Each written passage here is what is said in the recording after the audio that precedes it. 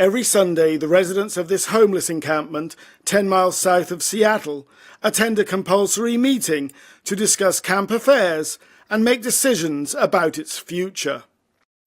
This is Tent City 3. It's a self-managed, democratically social, organized encampment that's run by the participants, for the participants. It's a clean and sober encampment.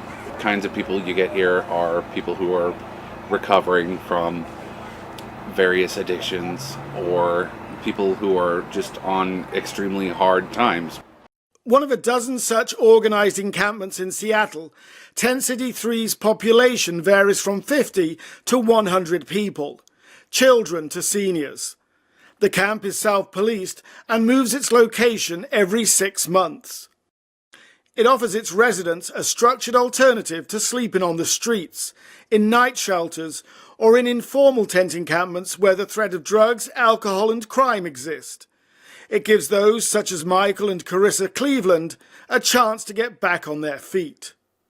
It helps a lot, really, because honestly, I'm not the most strong-willed, as she could tell you. If there was alcohol just freely flowing, I more than likely would lapse more than I have in the past. It's security for me. It's a tremendous amount of security, and I feel like there's a whole lot of people around me that care.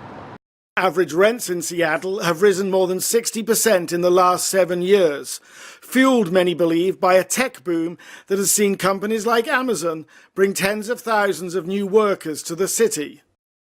Last year, an annual survey counted over 12,000 people as homeless in Seattle and surrounding King County, with more than half classified as unsheltered because they were living on the street, in tents or in vehicles.